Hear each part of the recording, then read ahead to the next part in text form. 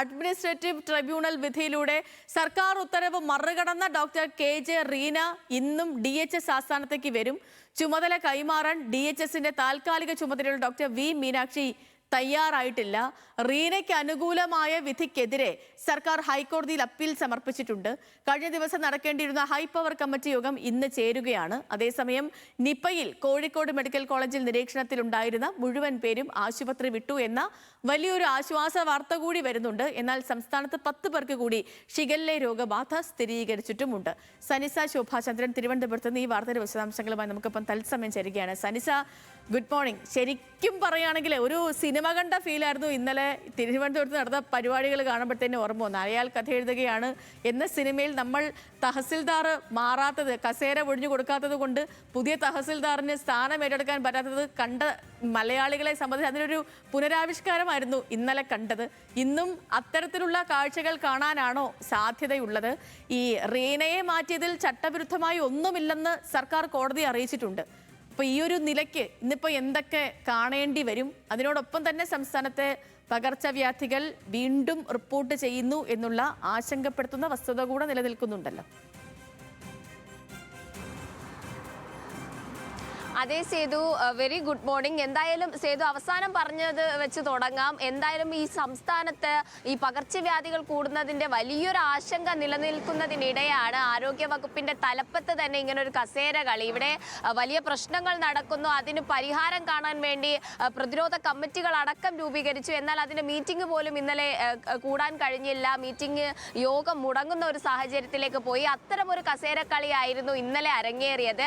അതിന്റെ സമാനമായ സംഭവ വികാസങ്ങളായിരിക്കും ഇന്നും നടക്കുക. കാരണം DHS കെ.ജെ. റീനയ്ക്ക് ഇന്നും സ്വാഭാവികമായി ട്രിബ്യൂണലിന്റെ വിധി ഉള്ളത് കൊണ്ട് തന്നെ, സ്റ്റേ ഉള്ളത് കൊണ്ട് തന്നെ അവർ ഇന്ന് ഡ്യൂട്ടിയിൽ പ്രവേശിക്കണം. അവർ സ്വാഭാവികമായി ഡ്യൂട്ടിയിൽ പ്രവേശിക്കും. എന്നാൽ സർക്കാർ നിലപാട് അത് തന്നെയാണ് താൽക്കാലിക DHS ചുമതലയിലുള്ള ഡോക്ടർ വി. മീനാക്ഷി സ്വീകരിക്കുന്നത്. അവർ ഇതുവരെ ആ കസേര വിട്ട് ചുമതലകൾ വിട്ട് മാറാൻ തയ്യാറായിട്ടില്ല. ഒരു സാഹചര്യത്തിൽ എന്തായാലും ഇന്നലത്തെ പോലെ തന്നെ രാവിലെ ഇരുവരും ഡ്യൂട്ടിയിൽ പ്രവേശിച്ച് മുഖാമുഖം നോക്കി നിൽക്കുന്ന ഒരു സാഹചര്യം തന്നെയായിരിക്കും ഇന്നും ഉണ്ടാകുക എന്ന് തന്നെയാണ് മനസ്സിലാക്കാൻ കഴിയുന്നത്. എന്തായാലും സർക്കാർ അപ്പീൽ പോയിട്ടുണ്ട് ഹൈക്കോടതിയിൽ.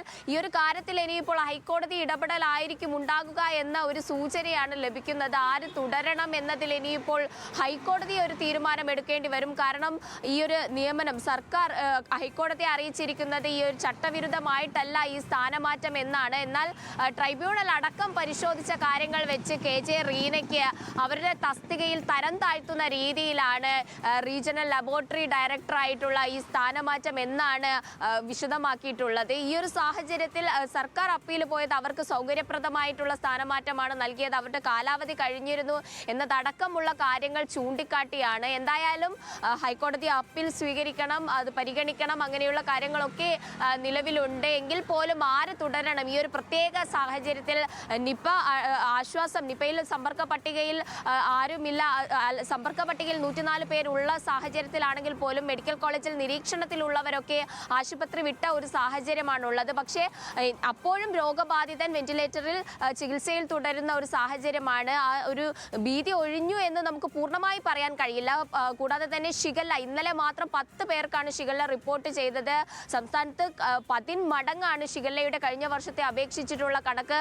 13,000 പേരിലധികം പേർക്കാണ് പകർച്ചപ്പനി ബാധിച്ച് ചികിത്സ തേടുന്നത്. 15,000-ഓളം പേർ ഈ വർഷം മാത്രം ഡെങ്കിപ്പനി ബാധിതരായി.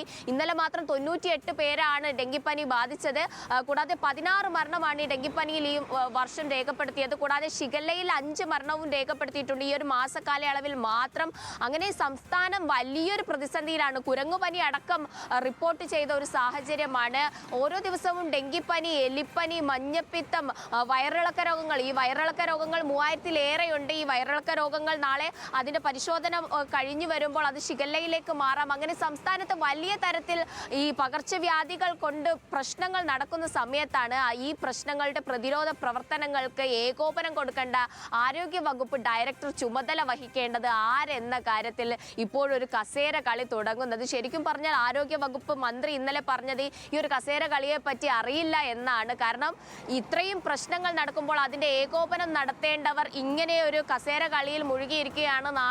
നാടകീയ സംഭവങ്ങളാണ് DHS ആസ്ഥാനത്ത് നടക്കുന്നതെന്ന് ആരോഗ്യമന്ത്രി അറിഞ്ഞില്ലെന്നാണ് പറയുന്നത്. അത്രയും ഒരു പ്രഹസനമാണ് ആരോഗ്യ വകുപ്പിൽ നടക്കുന്നത്. അതും ഏറ്റവും അത്യാവശ്യമായിട്ടുള്ള ഒരു സമയത്ത്. നോക്കാം, ഇന്നലത്തെ പോലത്തെ കസേര കളിയാണോ ഇന്നും അവിടെ നടക്കുന്നത്, അതോ മറ്റെന്തെങ്കിലും അത്ഭുതം സംഭവിക്കാൻ സാധ്യതയുണ്ടോ എന്ന്. പക്ഷേ ഈ കസേര കളിയും കാര്യങ്ങളൊക്കെ നടക്കുമ്പോഴേ ഇതിൽ പെട്ടുപോകുന്നത് പാവപ്പെട്ട സാധാരണക്കാരായ മനുഷ്യരാണ്. കാരണം ഈ നിപ ഭീതി ഒഴിയുന്നു എന്നുള്ളത് നമുക്ക് വലിയ ആശ്വാസമാണെങ്കിലും മറ്റ് രോഗബാധകൾ ഒക്കെ പലരിലേക്കും വീണ്ടും വീണ്ടും സ്ഥിരീകരിക്കപ്പെടുന്നു. എസ്പെഷ്യലി ഷിഗല്ല പോലുള്ള അസുഖങ്ങളൊക്കെ കൂടുതൽ ആളുകളിലേക്ക് അത് കണ്ടെത്തുന്നു. അതിൻ്റെ പ്രതിരോധ പ്രവർത്തനങ്ങൾ പോലും ഈ പരിപാടി കൊണ്ട് മുടങ്ങിപ്പോകുന്ന ഒരു സ്ഥിതിവിശേഷം കേരളത്തിലുണ്ട്.